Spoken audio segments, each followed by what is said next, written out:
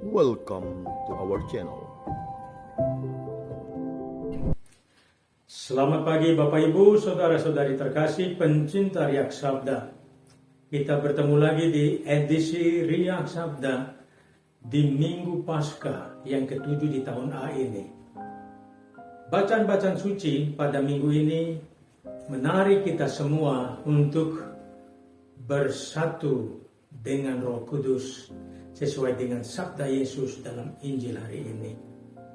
Saudara-saudari terkasih, Rasul Paulus berkata, kita tahu bahwa segala sesuatu mendatangkan kebaikan bagi mereka yang mengasihi Allah, yang mengasihi Dia.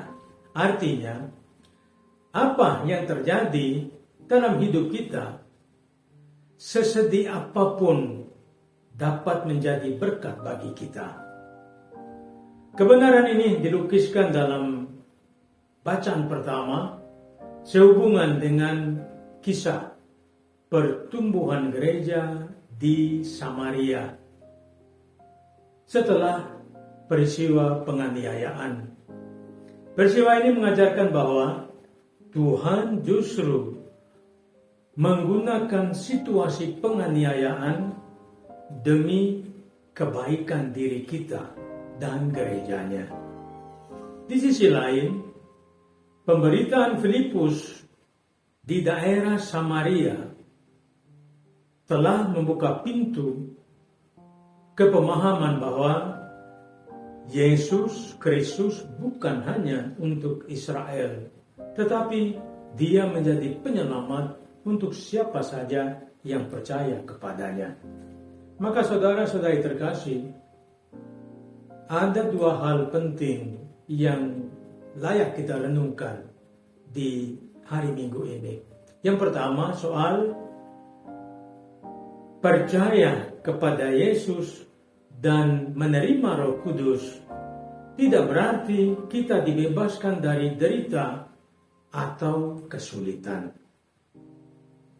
Santo Petrus mengatakan menjadi murid Yesus berarti mengikuti jejak Kristus sang guru kita. Dan dengan begitu kita harus menerima salib, menerima derita seperti Yesus sendiri. Apapun bentuk penderitaan, itu menjadi kesempatan bagi kita mengikuti Dia. Maka kita harus menderita tanpa melakukan aksi balas dendam.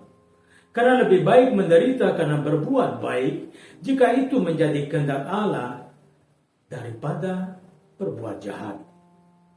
Di sisi lain, kita hendaknya selalu siap untuk memberikan penjelasan kepada siapapun yang meminta kita, yang minta penjelasan dari kita tentang iman kita akan Sang Yesus.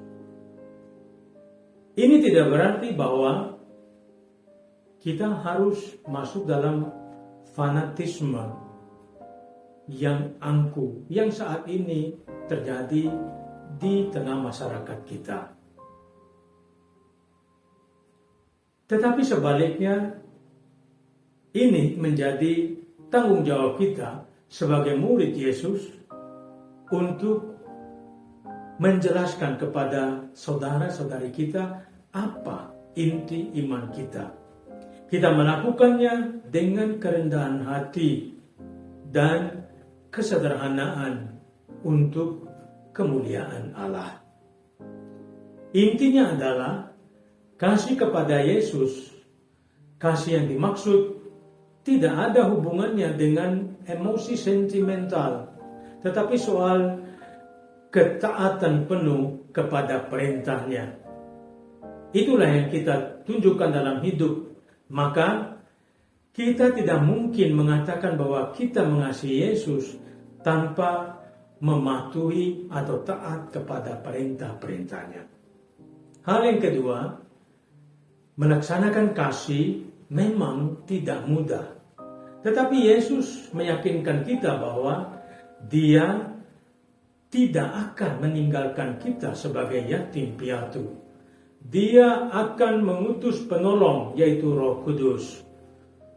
Yesus menyebut Roh Kudus sebagai penasihat. Dia adalah pengacara kita. Dalam istilah modern, dialah yang menuntun kita kepada kebenaran. Roh Kuduslah yang memungkinkan kita untuk mengikuti jejak Yesus. Dunia tidak mengenal dan menerima Roh Kudus. Dunia yang Yesus maksudkan, yang Yesus bicarakan adalah semua orang yang menganggap seolah-olah tidak ada Allah. Karena mereka tidak menerima Tuhan. Mereka tidak menerima apapun yang berhubungan dengan Dia, termasuk Roh Kudus. Maka saudara-saudari terkasih, kita percaya bahwa Roh Kuduslah yang menuntun kita untuk mengasihi Yesus dan melaksanakan perintah-perintahnya dalam ketaatan. Roh Kudus juga yang mengingatkan kembali kita akan relasi akrab yang terjadi antara Yesus dan Bapanya, yang kiranya menjadi inspirasi relasi antar kita satu sama lain. Sebagai murid Kristus, kita harus mengasihi, kita harus melayani satu dengan yang lain, dan dalam segalanya kita melakukan karena kita taat kepada perintah Sang Guru. Mengasihi Allah, mengasihi sesama. Selamat hari Minggu, Tuhan memberkati.